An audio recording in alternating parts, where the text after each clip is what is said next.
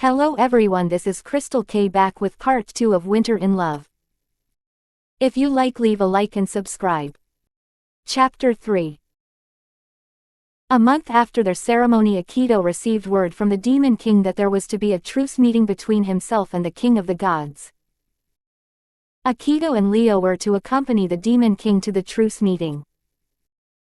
Akito and Hope had plans to meet in the first battlefield as they always did. Hope was already in the field, her wings drawn back, sitting where she always did when waiting on him.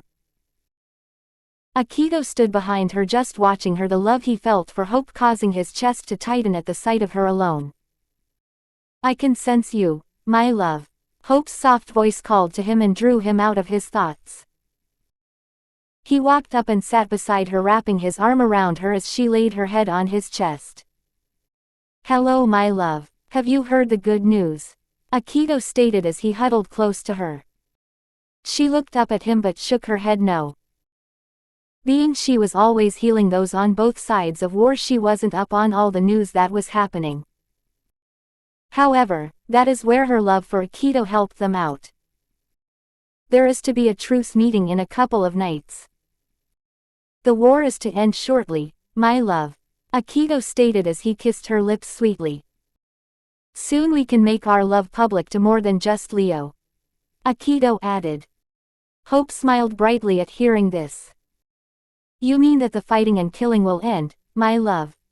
Hope asked softly to him. Akito nodded his head. "King Demos wants Leo and I to accompany him to the meeting so we can bear witness and protect him just in case there's betrayal from the Celestials. No offense my love," Akito stated softly. Hope nodded her head, knowing that he would never say anything bad about her. Her race had her issues that she knew, and she would not take offense to what he said. "I understand my love. Find me after the meeting. I know you are always having your shadow watch over me," Hope said to him with a smile on her face. Though his shadow always tells her where the battles will take place when he can't, so that she can heal those that need it. "I will, love. Perhaps after the truce is settled we can start the family that we talked about," Akito stated as he held her close to him. Her grand heart was one of the many things he loved about her. He hoped and prayed if they were able to have a child that their child would have her heart and her kindness. Hope settled in close to Akito as they relaxed against each other. Little did they know that they were being watched by Akito's sister, Princess Ruby, from the treeline. Though her eyes were covered by her hood, looking at her posture one could tell that she was angry. She had to see for herself that the Demon King's spy was right. She had been promised to him and he went and married a celestial, someone that would taint the shadow-born bloodline that made him so great. "Akito," a voice called out from the other side of the field as a white and blue speckled-haired kitsune demon walked up to them. Akito and Hope looked over at the kitsune. Hope adjusted her position as she looked at him. "Leo, it's been a long time," Hope said as she sat up against Akito. Leo kneeled before them as he got to the middle of the field. "Hello Hope, how have you been?" Leo said sweetly as he leaned over and gave her a brief hug in greeting, seeing as the three of them had become close. Hope smiled as she returned Leo's hug. "I'm doing well, Leo. How are you doing?" Hope asked Leo as he pulled away from his good friend, and practically sister-in-law since Akito was like his brother. "I hate to interrupt what you two have going on here, but the location has been set for the truce meeting. It is a couple of days from here, and the Demon King wants us to meet up with him to discuss the tactics and how our side of the battle is going," Leo said as he looked at Akito. Akito nodded his head. Still he held Hope close to him, refusing to let her go. Leo watched them happily, proud that his best friend had finally found love that will last. Leo loved that they were together, but he envied Akito and Hope at the same time. He longed to find the kind of love they had for each other. "Go ahead my love, the sooner the truce meeting is done the sooner we can fully be together," Hope said softly as she sat up while they sat in the shape of a triangle talking about what the future may hold. A few nights later, Akito, Leo, and the Demon King. King Deimos, were sitting at a table discussing the terms of the treaty with Zeus, and two of the gods of hunt, a half-god named Le, and another half-god Leon. As the night went on, so did the discussion of the terms. However, as they talked, some of them started to get tired, so they called it quits for the night until the next day. It was in King Deimos's rooms that everything went wrong. Le and Leon had snuck into the Demon King's rooms to frame Akito and Leo for his death, only to find that the Demon King was already dead and Akito and Leo were nowhere to be seen. Akito's shadow remained near Hope as she went about what she was always doing away from Akito, healing people. From out of the shadows Akito appeared beside his shadow. Things went wrong. Leo is getting us a place to hide, will you help him? Akito asked of his shadow, wanting some time alone with Hope. His shadow nodded and went into the shadows, leaving them alone. Hope, Akito said as he walked up to her while she was caring for an injured mortal. Hope turned to see him and smiled widely, however her smile faltered as she seen his look. After finishing with the mortal, she got up and walked over to him. Akito, what is wrong? Hope asked as she looked around for Leo as well. She could tell by his posture that there was something seriously wrong. Things went south. King Deimos knew of our love and led us there to not end the war but to betray everything and make it seem as if it was Leo and I had killed Zeus. So Leo and I killed him. Now we have to go into hiding for a while. Akito stated as held Hope close to him.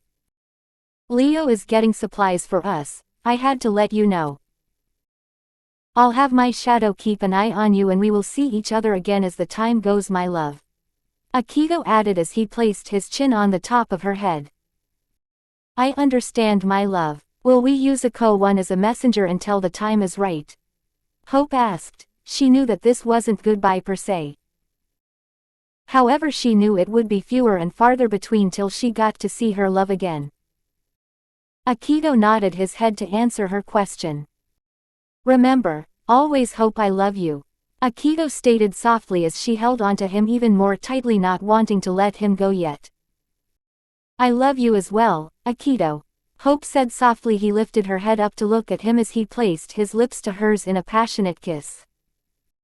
Farewell for now, my love. Akito stated. She nodded her head as tears started to flow from her eyes. They broke apart and he walked back into the shadows to get to Leo and the supplies and find a place to hide for the next couple of years. Ako-1, while I'm in hiding I need you to watch over Hope, please. Akito stated as he emerged from the shadows. Ako-1 nodded his head as he left to find Hope again. Akito stepped over and started to help Leo load up the supplies. It has been just over 2 years since Akito had to go into hiding and Hope was still out doing what she did best, healing those that were injured. However, she had someone with her now. Someone she made Ako-1 swear not to tell Akito about. With the bribery of homemade cheesecake she had bought Ako-1's silence. He still remained watching her and playing messenger for Akito and Hope. While Hope was healing an injured mortal, she watched as her 2-year-old daughter played in the grass. In the trees, Ako-1 was watching them as he often did, reporting back to Akito when it came time. Ako-1 was here to not only watch over Hope on this day but to let her know where she could meet up with Akito. He would spend the night protecting their daughter while Hope was away. In a way, their daughter was also his and he would protect her while her father had to remain in hiding. When Hope was done with the mortal that was wounded, she turned to see Ako-1. She went over and picked up her daughter and walked over to him. Ako-1, what is it? Is Akito all right? Hope asked, concern all over her face as she held their daughter in her arms. Ako-1 nodded his head. Yes, Akito is fine. He sends a location asking for you to meet with him. I'll protect Eri tonight, Ako-1 said as he gave a brief smile to Akito's daughter.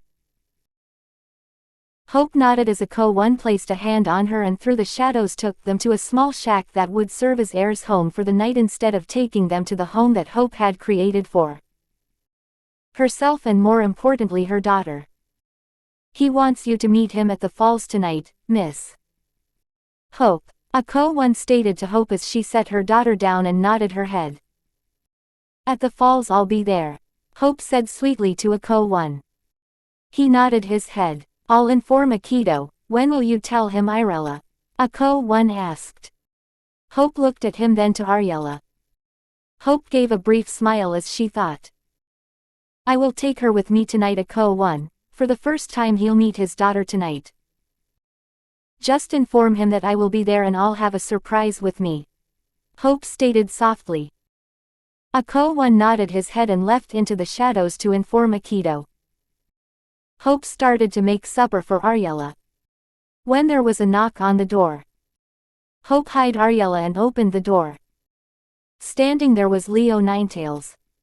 Leo, Hope asked as she gave her close friend a hug and invited him into the shack. Hello Hope, I'm sorry to just drop by but there is something I need your help with, Leo stated as he showed Hope the wound he had from a narrow escape from demon hunters.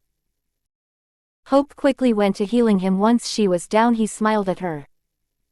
Thank you Hope, Leo spoke softly as he gave her a quick kiss on the cheek. Hungry mama, a small voice said as she came out of hiding. Leo looked at the child then to Hope. Leo then got down on one knee before the child. And who are you, sweetie? Leo asked. Hope gave a soft smile. Leo, this is Ariella. Ariella, this is one of mommy's friends, Leo, Hope said softly. Leo gave a smile. It is very nice to meet you, Ariella. Leo then looked up at Hope silently asking if Akito knew about her. Hope shook her head to answer him. I am taking her to meet him tonight, Hope said softly. Leo nodded his head. Well, it is nice to meet you, Ariella. Hope I'll go get some firewood to feed her, Leo stated softly as he headed out the door. Hope went to finish preparing dinner for Ariella, who looked amazingly a lot like her mother. However, she did have some of her father's features. Her mother's long silvery white hair, and golden amber eyes, and soft features, yet she had her father's claws and fangs. She also had pointed ears. Leo had been gone for an hour's time when Hope felt a god coming. Hiding Ariella in the back room, she heard a door bust in. Standing before Hope was a man who looked ready to kill. She could tell that he was a god of hunt and worked for Ares. Hope could see the demented evil in his eyes, that he had wicked plans he wanted to do to her. Hades had told his wife, Persephone, that Zeus had ordered 2 gods of hunt to kill Hope. Persephone called one of the gods of hunt to her. Lee, please, I'm begging you, save her, save Hope. If you have time, save her daughter, Persephone pleaded to Lee. He was a friend and was the only one that knew the truth about Hope. Lee looked into her eyes, trying to decipher if it was another test that all the gods love to put their friends through. But he also knew how important Hope was to Persephone. Lee nodded his head, his emerald eyes not leaving Persephone's golden eyes. I will do all I can, Lee said softly to her. Persephone nodded her head with a smile. Thank you, Lee, Persephone said. With that, Lee grew out of his back and he flew down to the Earthian realm. Lee landed in the tree line, seeing Hope on her back on the ground, blood pouring out of a wound in her stomach. Leon above her whispering something in her ear that had her golden amber eyes wide in fear. A little girl of 2 years old ran out of the shack. Mama, her small voice called out. Leon got off of Hope, who rolled on her stomach trying to find the strength to save her daughter. What have I created? Lee asked himself. He had trained Leon and he now realizes what kind of monster he has made. Run, baby. Leo will find you. Hope got out as she stabbed Leon through the foot, getting his attention on her again. Leon grunted in pain as the blade went through his foot. He looked down at Hope and the smile she had on her face. Ariella took his distraction and ran into the trees as her mother suggested she do. Unfortunately, Ariella ran right into Lee's arms. Lee kneeled down to her level. placing his finger to his lips, telling her not to scream. For some reason though, Ariella felt as though she could trust this mysterious man, so she nodded her head. Keeping quietly looked back at where Hope had been, seeing something that should never have happened. Leon was taking Hope's body. As she laid there dying, she cried out for help. Lee took a hold of Ariella's body, cradling her to his chest, and flew out of the trees. Ariella should not have to see such a horrible scene. Ariella curled up in Lee's arms with tears pouring out of her eyes. "Mama," Ariella asked him as he flew with her away from the horrible scene. "I'll get you to safety, then get your mom," Lee said. His tone of voice was cold to the child. He knew by the time he got back Hope would be dead, if not then she would never be herself again. At the falls on the far side of town, Akito waited impatiently for his love, wondering what the surprise was that she had for him. He stood by the water and looked back at his shadow. Ako-1. "Go find her, please bring her to me." Akito said he knew Ako-1 didn't need a name and knew who he was talking about. Ako-1 left into the shadows, leaving Akito there alone as he waited.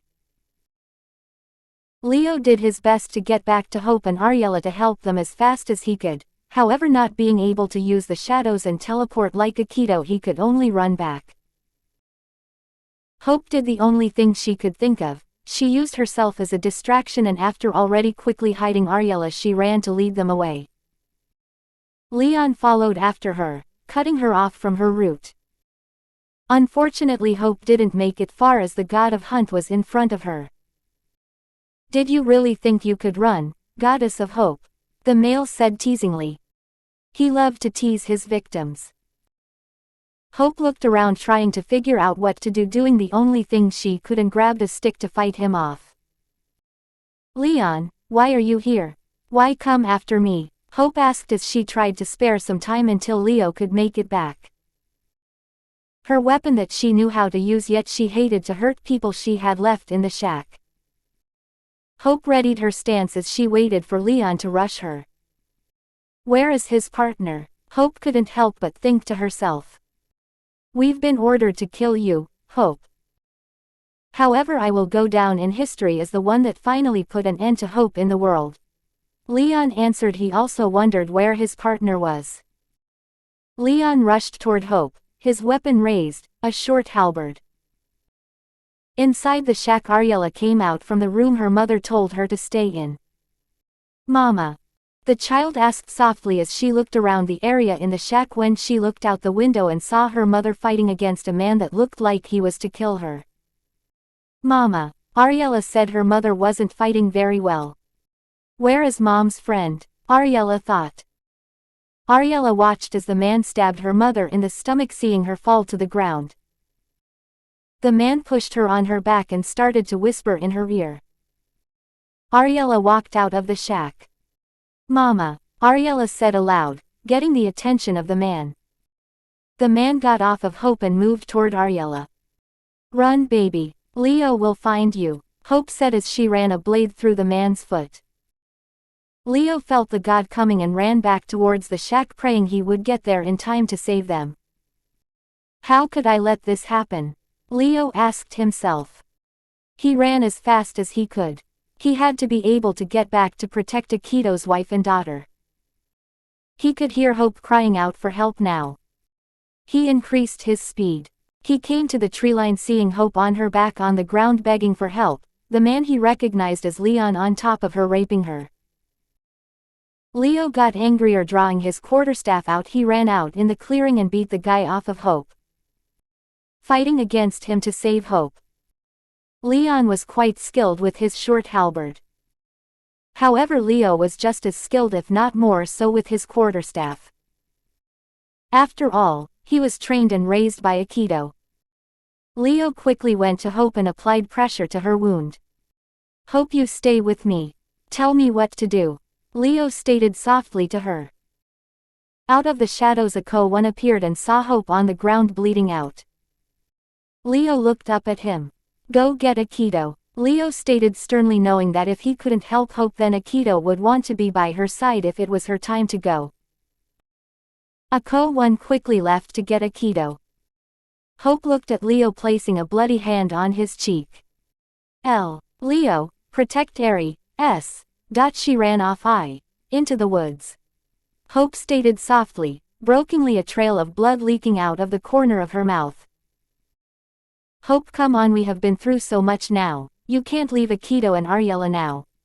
Leo stated, not sure what to do to help her. When he heard a crashing sound, when he looked up he saw a winged god flying off with Ariella from out of the trees. Akito waited for Ako-1 to return with Hope. Ako-1 came out of the shadows but Hope wasn't with him. Akito walked up to him. Where? He started, but seeing the look on his shadow's face stopped him.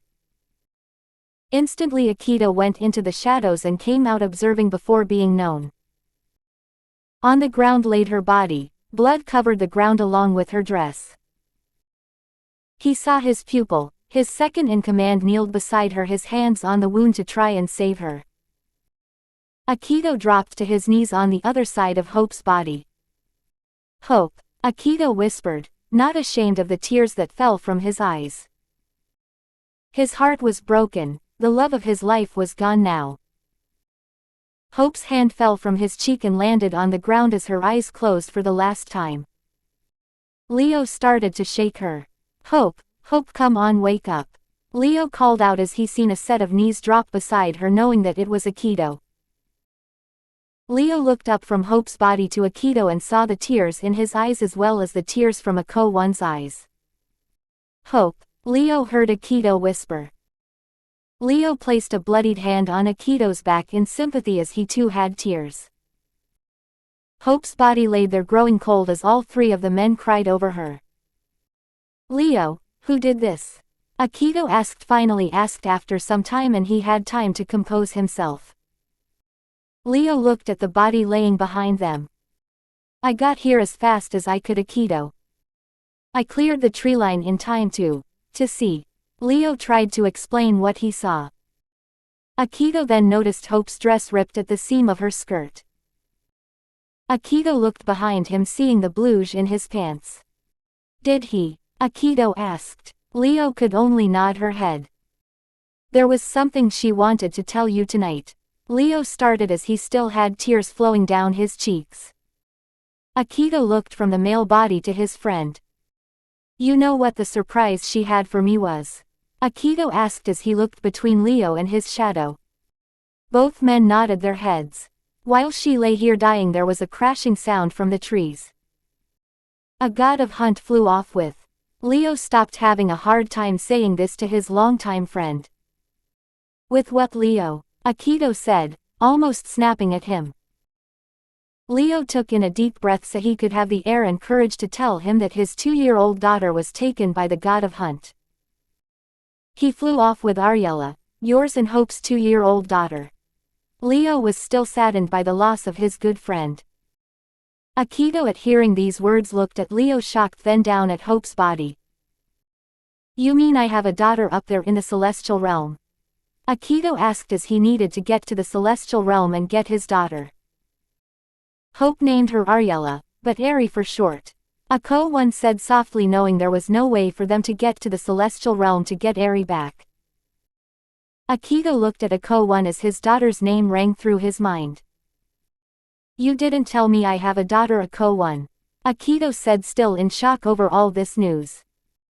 Ako-1 looked from Hope's body to Akito. She swore me to secrecy, but I was here to help her while you couldn't. Ako-1 said as he kneeled on the ground near Hope's head. Akito looked down at Hope's body and cradled her body against him, not caring if he got blood on him. The glow that all the gods and goddesses had was gone from her, showing the true end of her life. Lee flew as fast as he could before Leon could catch up with him. Leon would not hesitate to kill this 2-year-old girl. When he got to the realm, he went straight to the man that he knew would protect her. He hated the idea of having to tell them that Hope didn't make it. That he could only save her daughter. The girl had fallen asleep during the flight, cradled in his arms, close to his chest. Knocking on the palace doors, he held the child close. When the doors opened, he walked in and went straight to the throne room. The god sat on his throne as he looked at Li, his wife, beside him in her throne. "Li, what brings you here? Who do you have with you?" the male god, the king of death and the underworld, asked of the half-god. Li kneeled before the god, laying the sleeping child on the floor. "Hades, forgive my intrusion, however I just returned from a mission that left this child an orphan. She needs your protection from the other celestials," Li answered as he kept his eyes on Hades. Not wanting to look at Persephone, knowing that he had let her down by not being able to save Hope. Hades looked at the child more closely, then stood from his throne and went to her as she laid on the floor asleep. Hades looked at Li, Hope's daughter. "Zeus ordered you and Leon to kill Hope?" Hades asked, trying to hide the sound of tears in his voice.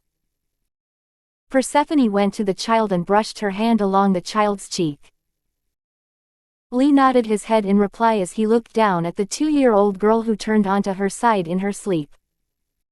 Hades looked from the child to Li. "Li, did you?" Hades asked, somewhat afraid to hear the answer. Li shook his head. "No, Hades, Leon did the deed. I got the child and brought her here for your protection," Li answered. He knew a truth that not many did. The majority of the Celestials thought that Hope had been created by the mortals' belief in Hope. That was not the case. Hope was in fact the daughter of Persephone, and her husband and king, Hades. "When I saw her I couldn't bring myself to do it," Li said as he brushed a strand of her hair from the sleeping girl's face. Hades nodded his head. Li felt a type of connection to the girl he had gotten away from Leon. "Do you know her name?" Hades asked. Li looked up from the child and shook his head no. He only knew that he had to get the child to safety. "I couldn't save Hope, I'm sorry. When I got there Leon was revealing what kind of monster he has become," Li said as he met Persephone's eyes. Persephone picked the child up and cradled her to her chest. "This child is not like any that has been born before, Li. She is the daughter of the goddess of Hope. She is half celestial, her other half will have to remain dormant for the time being until the war is over. I will take care of her for as long as I can," Hades said softly. "She is not completely an orphan. When the war ends, find her father," Hades added as he placed an arm around Persephone's waist. Chapter 4. 4 years later showed a young girl playing in the gardens, the age of 6 years now. Hades stood on a balcony overlooking the gardens watching as this 6-year-old girl played. Because of her silvery white hair, Hades and Persephone decided to call her Nyxana, Latin for snow. She was beautiful like her mother was. Though she carried with her demonic-like features and showing her half-demon heritage, Hades could tell that she was to carry her mother's kind heart. To Hades it was clear that her father was not only of the demon race, but of the Shadowborns as well. Upon Nyxana's hip was a black bird that one could tell was a phoenix, the symbol of the royal family of the Shadowborns. Nyxana always loved to play in the gardens as she was growing up. "Nyxana, it is time for your lessons," Hades heard her tutor call out. Nyxana looked back at her tutor and groaned. She was so sick of these nonsense lessons. She only ever wanted to be free. Hades chuckled as he heard Nyxana's groan from up above on the balcony. Hades walked back into the palace and sat at his desk in his study. It has been 4 years since the loss of his only daughter, and the grief was still with him, as well as with his wife Persephone. Nyxana was the one that maintained their link to their daughter. Nyxana was almost a clone of Hope except for her demonic features. Neither Hades nor Persephone cared that their granddaughter is half-demon. Like their daughter, they cared not for the Great War. Nyxana stayed within the gardens as her tutor tried to talk to her and teach her what she needed to know. When the doors to Hades' study busted open, Zeus and Poseidon walked in. "Brothers, what brings you to my neck of the realm?" Hades asked as he looked up from his desk. Both Zeus and Poseidon sat in the chairs that sat before the desk. Zeus had a look of pure anger on his face while Poseidon was his usual calm self. Word has come to my attention that Hope had a child with the shadow-born prince. Zeus stated angrily as he slammed his fist on Hades' desk. The desk luckily was sturdy enough and didn't bust. Hades was ready to put an end to the war and dethrone Zeus somehow. Ordering the death of Hope was enough to turn the god of the underworld against him. Hades looked at Poseidon. So she had a child, you knew that she was in love with the shadow-born prince. Hades stated softly, praying to the fates that Nyxana would stay quiet and content until Zeus was gone. The reason why it is a big problem, Hades, is because a half-breed celestial and half-shadow-born will destroy us all. We have to find the child and kill it, Zeus stated. As he sat back in his chair. What proof of this do you have to show us, Zeus? Poseidon asked, seeing as this was just a child they were talking about. Zeus looked over to Poseidon with complete shock on his face. What proof? Poseidon, are you kidding me? Neither of you two have needed any proof before. Why now? Zeus asked, trying to keep his power as the king of the gods. He feared that this particular half-breed would put an end to his power and his role as the king of the gods. The fates have told me that this child would be the end of all of us in the celestial realm. Zeus stated as he placed his proof on the fates, and Hades knew that he was lying to them. The fates had told him what the future was to be. Nyxana was not the end of the celestial, she was the start of something bigger. Yes, since taking her in, Hades had grown to love Nyxana as his own. Like her mother, she was an amazing being, kind-hearted to all no matter what they are. I want that child dead, Zeus said aloud, his voice carried out to the gardens where Nyxana had heard Zeus say that. Her tutor, who was also her bodyguard, grabbed her and ran deeper into the gardens, out in the maze that Hades had out there. Hiding her in a secret location, they stayed hidden while Hades tried to handle the situation with Zeus. We will try to find the child and see what can be done, Poseidon stated. Zeus stood up and looked at his brothers. Good, that is what I like to hear. Hades, contact Hope's spirit, and have her tell you where the child is, then we can send the gods of hunt after it, Zeus stated. Then walked out of the study, leaving Poseidon and Hades alone. Both looked at each other. Poseidon, what are we going to do with him? Hades asked as his only thoughts were on Nyxana. He would do whatever it took to protect his granddaughter. He would not fail her like he did her mother. He is heading down a dark path, Hades, wanting to kill a child that no one knows where they are, Poseidon stated. Hades looked out over the balcony briefly, then back at his brother. Poseidon, I'm going to need your help. I already know where the child is, Hades said softly. Poseidon looked at his brother. Where is the child, Hades? Poseidon asked. Hades looked at his brother. I have to swear you to secrecy, brother, Hades stated, cause I'm going to need your help to protect her from him, Hades added as he called for the tutor to bring Nyxana. Poseidon nodded his head. At that moment the doors to the study opened and Nyxana ran in and up to Hades. Poseidon, this is Nyxana. Nyxana, this is my brother Poseidon. He is going to help protect you, Hades stated as he picked Nyxana up and set her on his lap. Poseidon smiled as he gazed at the girl. This is Hope's daughter. She looks so much like her mother, Poseidon stated as he reached a hand out to the child.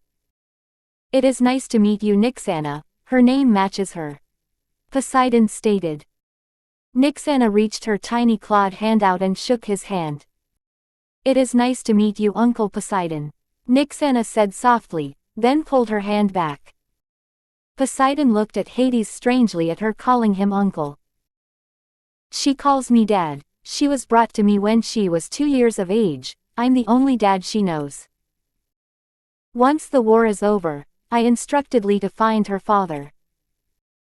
However, until she can survive on her own, she needs both of us, brother. Hades stated as he placed both arms on his desk around his adopted daughter.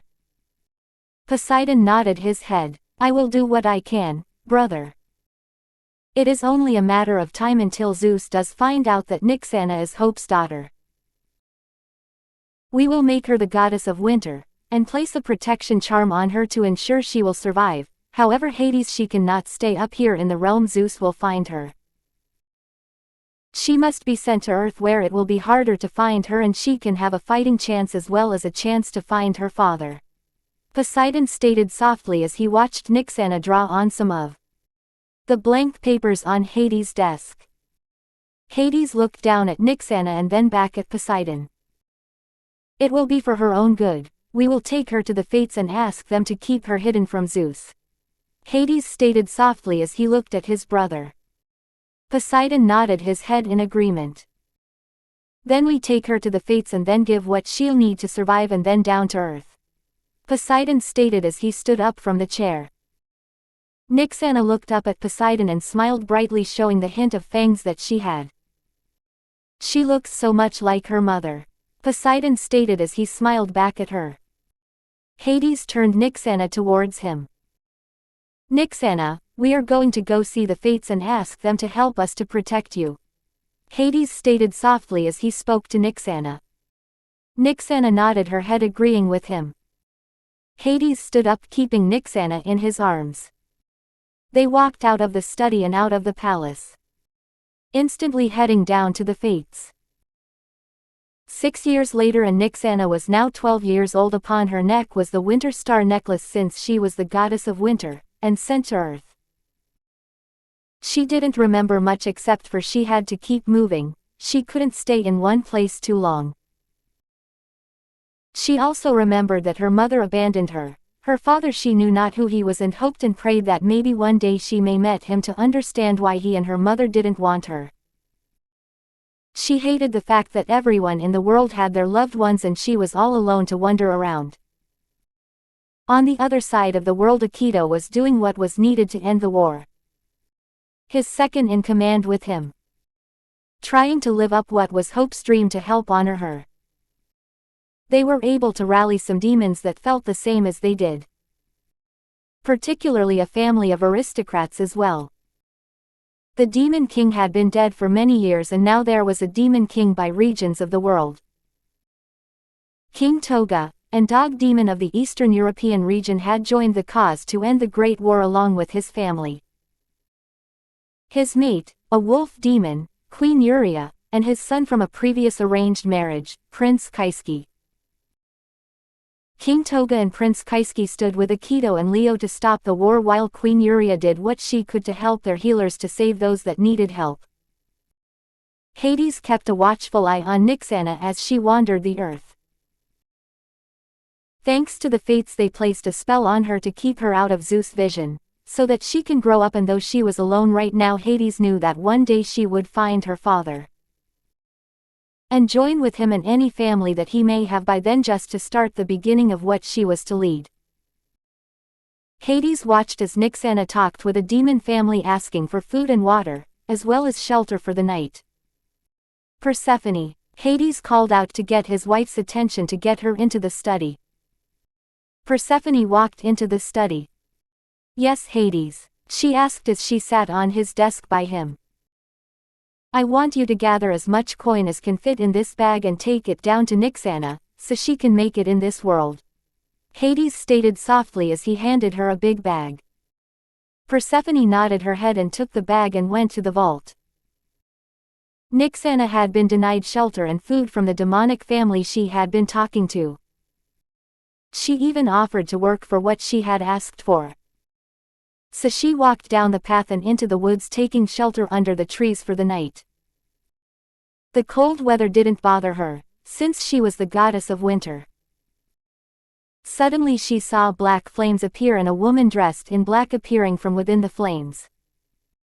This is for you, Nyxana, the woman said as she tossed the bag against her and vanished. Nyxana looked down at the bag and opened it. Inside was so much coin she could never spend that much in her life. When she looked back up, she was about to say thank you to see the woman had vanished. Nixana grabbed some of the coin and sent the rest away to a hidden place. She wasn't sure where to put it, so she sewed a hidden pocket into her sleeve. She placed the coins in the pocket and leaned back against a tree trunk and fell asleep peacefully. Hidden above was the half-celestial that had taken her to Hades. Lee watched over her as he tried to do his research on who her father was, since there was real serious talk about a truce and an actual end to the war. All the demons he spoke to, however, did not know of any demon who had mated with a celestial. Especially considering the fact that apparently they had done a hell of a job keeping it hidden during the war. This young girl was the one child that, if she was older, could end the war instantly. Hades had been right when Lee had brought her to him. She is something special. The celestial made her the goddess of winter, and though she looked very comfortable, he couldn't leave her like this. She needed supplies and she needed them now. He left to the closest town and grabbed everything she would need. Setting it down beside her, he covered her with a blanket he got her. Lee knew this was a new side to him, but he felt slightly responsible for the now 12-year-old girl, especially since he had been a part of the team that had killed her mother. Lee took his place back up in the tree. Though she was half celestial, he noticed she did not have the glow nor wings the celestials have. Seeing the tears and holes in her clothing, he saw a snowflake upon her lower stomach near her hip. Next to it he briefly caught sight of a black mark that might help him narrow down her father. Something that looked like a black phoenix bird. A shadow born as her father. Lee thought to himself. It was unheard of to see a child born of a shadowborn. Shadowborns were not created through sex, like most races. To see one that is born has never been heard of. Lee realized finally why he and Leon had been sent to kill Hope. A half-celestial, half-shadowborn can really truly unite the races and bring peace to the world. Now to find out which shadowborn was her father. He watched as she snuggled deeper into the blanket as she slept. Sleep tight, little princess. I have a strong feeling that our paths will cross again, Lee whispered as he then flew away from the 12-year-old girl who slept still.